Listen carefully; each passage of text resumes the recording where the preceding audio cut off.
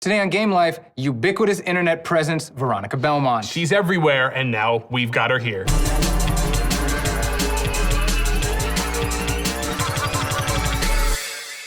Welcome to the Game Live video podcast. Today we got a very special guest with us. She is the host of shows such as Techzilla and Factor Fictional. It's Veronica Belmont. Well, first, thank you so much for being here. We're so course. happy to have you. You are gaming royalty.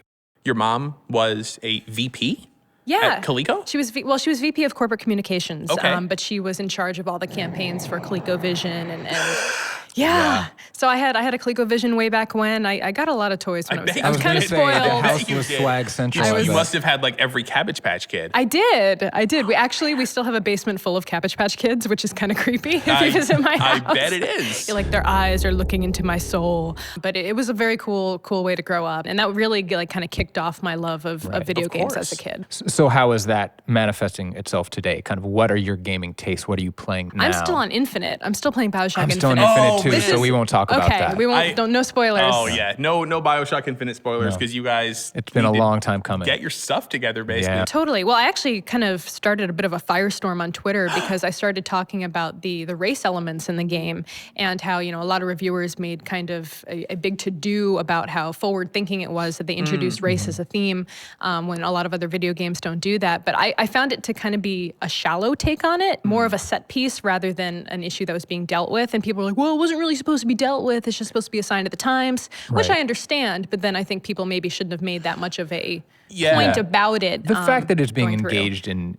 any Is at any good. level in gaming, I think is I said that as well Yeah. in a next tweet. So race is one of those things. What isn't being dealt with in gaming for you? What would you like to see more of? Oh, that's a really good question. We ask the hard ones. Yeah. I think we're seeing a few more strong female leads in a lot of games. I'm really excited for Beyond Two Souls and The Last of Us and things like that, where it seems like there's really strong female characters in the main storyline. Of course, Lara. Do you guys say Lara or Laura? I say Lara. I say Lara? You say I say Lara. Lara. Yeah. Lara? I Is it say supposed to be Lara Lara? Croft. I feel like that's. I feel what like it you is. can't There's say anything I without feel getting like crap it's not about like it. Laura, because there's no you. Look, I'm just saying, when I first read the name, I must have been like 15 years old, 14 years Right. old, right? So Too late it to gets- change. No, Yeah. it is. It gets burned in your head, and like that's how you deal with it. There's people who today say Mario, and those people I think should just be. Executed Oh summarily? yeah. That's fine. Like two to the head. That's Yeah. pretty. That's pretty dark. It's a little dark for Mario I'm being honest. talk. Yeah. So I wanted to ask you, is there anything on your wish list for the next generation? That I'm just looking for more immersive. I mean, that's at the end of the day, that's kind of what my ultimate end game is for consoles. Anything that makes my gaming experience more immersive, anything that makes me feel more like I'm, in this experience is good for me. I am a little concerned about the always-on type stuff. I understand the necessity for an always-on scenario when you're watching streaming content, or if you're doing a multiplayer game. Obviously, you need to be on the internet. But for single-player campaigns and single-player modes, we've seen that not go over so hot on the PC side recently, and with EA in the past. And so, hopefully, that won't be so much of a technological hurdle going forward. Right.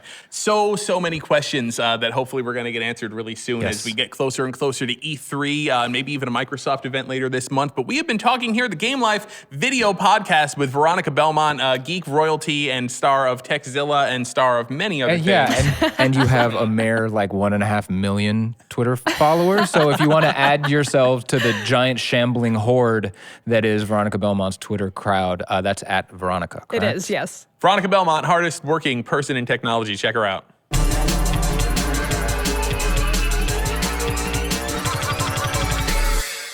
This has been the new Game Life video podcast for Wired. I want to thank our guest, Veronica Belmont. If you stick around, we're going to have Jonathan Blow on, and then all four of us are going to sit down, and Veronica and Jonathan are going to figure out what the deal is with Always Online.